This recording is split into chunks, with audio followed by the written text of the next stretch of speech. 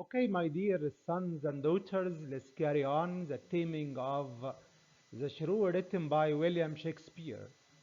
And before you, the second scene in the play, I wrote for you the first question, which is what happened during the wedding between Patricia and Catherine. On the Sunday, all the wedding guests were together, but they had to wait a long time before Patricia came. So Patricia came to the church very late because he wanted to embarrass Catherine. He wanted to reduce her pride. As they waited, Catherine cried, annoyed to think that Patricia had only been making fun of her. So Catherine thought that he was making fun of her and he would not come. At last he refers to whom? He refers to Patricia, appeared, arrived, turned up. But he brought none of the fine clothes which he had promised Catherine, because later on he promised Catherine that he would buy for her the most expensive clothes from Venice, but he didn't do this. He broke his promise, nor was himself dressed like a man about to be married. So when he came to the wedding, he was wearing untidy clothes, very strange clothes, in order to embarrass her. Yes, but in a strange, untidy way, as if he intended to make fun of the serious business he came to do. Even his servant and the horses they rode were clothed in the same poor and strange manner. So even his servant was wearing the same untidy clothes. Patricia could not be persuaded to change his dress. So Catherine asked him to change his dress, but he refused, saying that she would marry him, not his clothes. He said that Catherine was to be married to him, not to his clothes. Finding it useless to argue with him, she went with him to church. They entered the church. Here he still behaved, acted in the same mad way, in the same mad way. All these sentences, lines, are the answer of the question number one on the screen, what happened during the wedding. Yes. Patricia could not be persuaded to change his dress. He said that Catherine was to be married to him, not to his clothes. Finding it useless to argue with him, she went with him to church. Here he still behaved, acted in the same mad way. When the priest asked Patricia if he wanted Catherine to be his wife.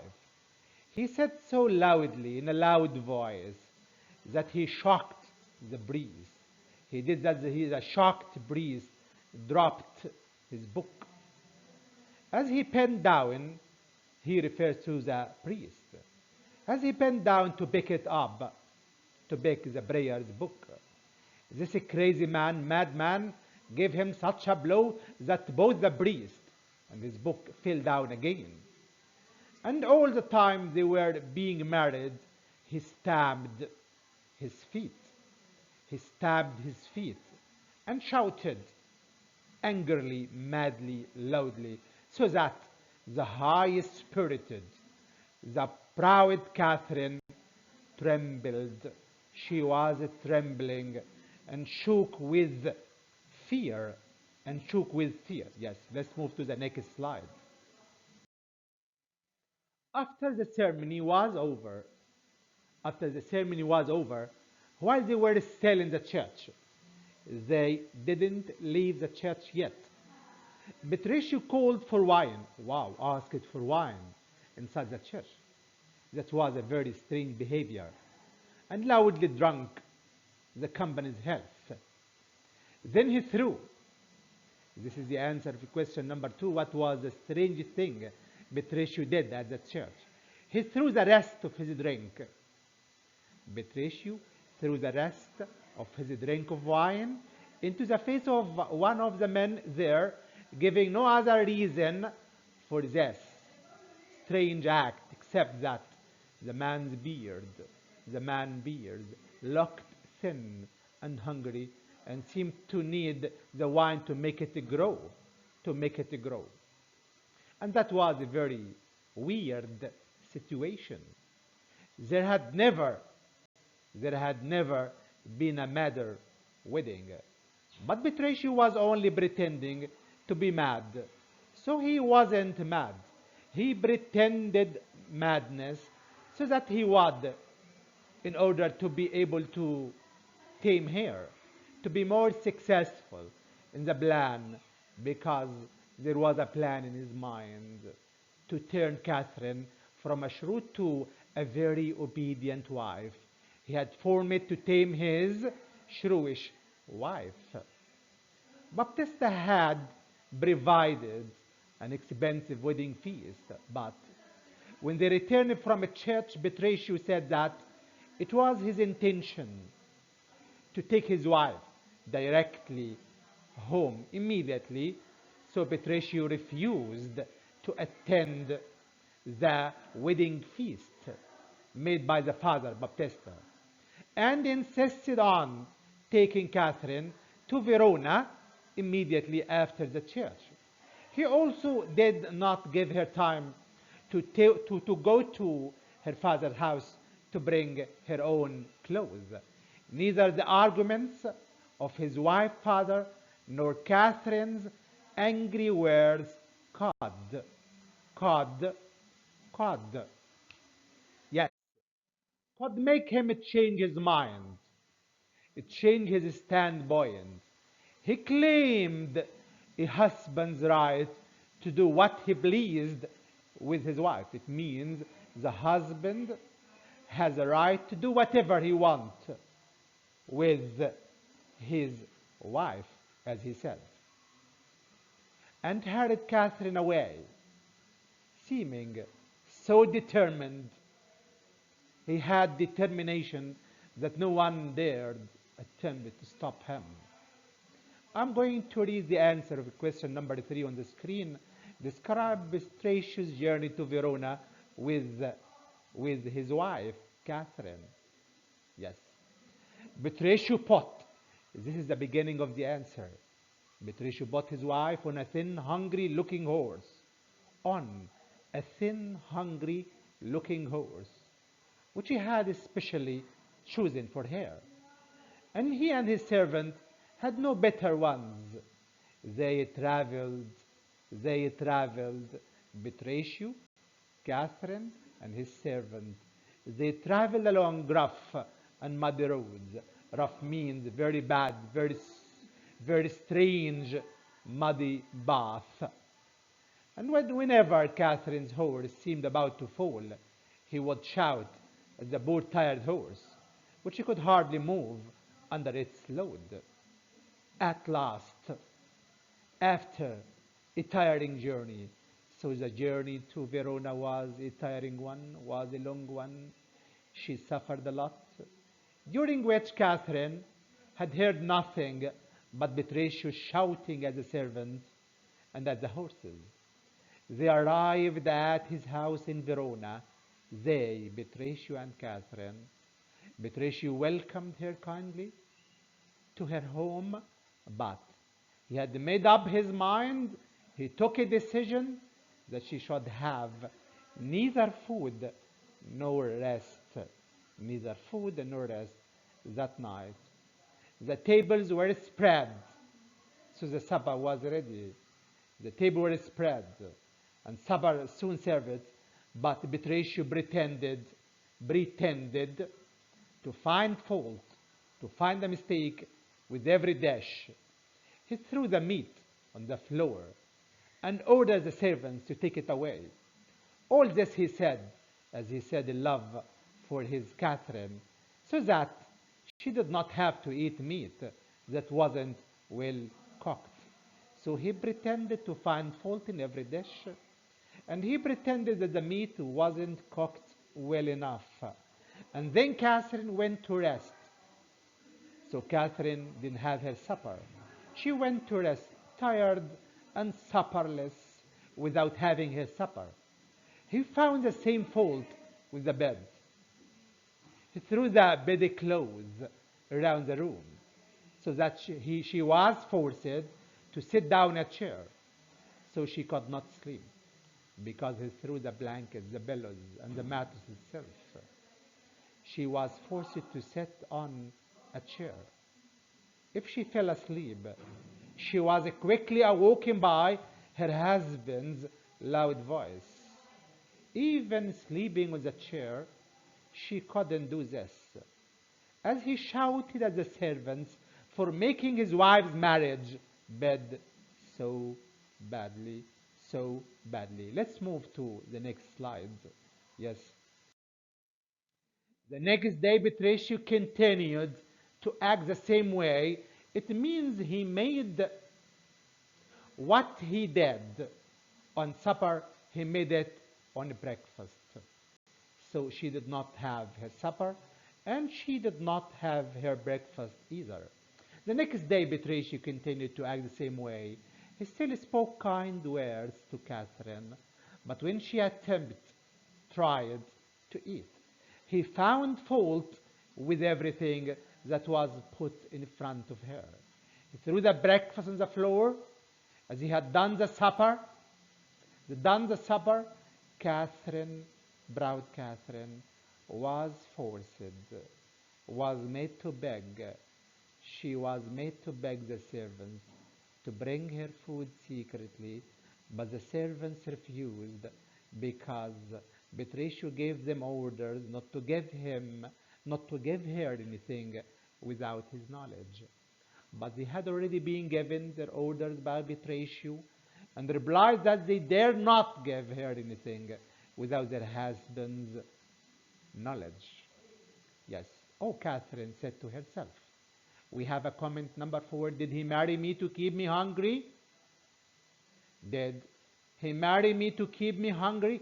Beggars that come to my father's door are given food, and I beg for it. Yes, these words were said by Catherine to herself because she wasn't able to have her supper. She wasn't able to have her breakfast. She wasn't able to sleep. He deprived her from eating and resting. So she spoke to herself. Did he marry me to keep me hungry? Beggars that come to my father's door are given food, and I beg for it. She was humiliated. Yes, let's carry on. Who never knew what it was to beg for anything. I'm kept without food, without sleep. He keeps me awake and feeds me with his shouting. And, which makes me more angry, he does it all under the name of perfect love. In the name of perfect love. Her thoughts were interrupted, were stopped by the entrance of Patricio. He had brought her a small piece of meat. So Patricio brought a small piece of meat for Catherine, and he said to her, How is my sweet Kate? See, love, how much I think of you. I have cooked your meat myself. I'm sure this kindness deserves thanks. What, not a word? So he asked her to thank him first before touching that piece of meat. Then you do not love the meat. And all the trouble I have taken is for nothing. He then ordered the servant to take the dish away. Her great hunger had lessened, had reduced Catherine's pride. And though she was still very angry, she said, I beg you, leave it here. I beg you, leave it. It refers to the small piece of meat. But Patricio intended to make her obey him more readily than this.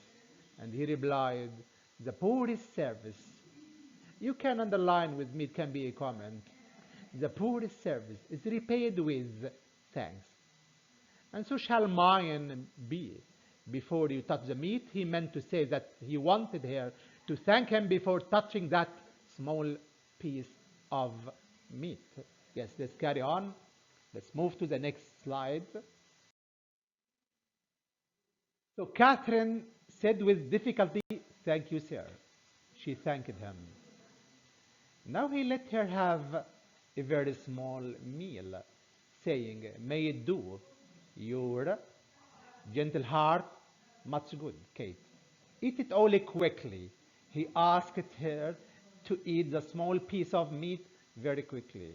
"And now, my love, we will return to your father's house." So Patricia told her that they would travel to visit her father's house in Padua and show ourselves as finely dressed as the best, with silk coats and caps and gold rings. So he promised her that he would bring for her a hat maker and a dressmaker to make for her a hat and a dress before going to visit her father's house in Padua, to make her believe that he really intended to give her these beautiful things. He called in a dressmaker and a hat maker, who brought some new clothes he had ordered for her. Then he gave her blade to the servant to take away before she had half saved her anger. The hat maker showed a cap. A cap means a hat, saying, "Here is a cap you order." As this, Petruccio began to shout again, saying that the cap was no bigger than a nutshell, and telling the hat maker to take it away and make it bigger. So she admired the hat. It was a very good one, and she insisted on taking it. But Petruccio decided to deprive her from anything she liked. And because she liked the cab, he deprived her from the cab. He threw it into the face of the hat maker, saying it was very small, like a nutshell, and ordered the hat maker to make a bigger one. Catherine said, this is a comment, the comment of number 5. "I will have this." And this refers to the cab. All gentlewomen wear caps like these, all gentlemen. So these words were said by Catherine to Petruccio because she wanted to take the cap, but he refused. Okay, let's move to the last slide, slide number. Yes, actually, this was the last slide. So we covered 3 pages, 5 slides, 5 questions, and we read each word. I helped you a lot in finding the answers of the questions. Wait for the 3rd scene in the Taming of the Shrew, written by William Shakespeare. Goodbye.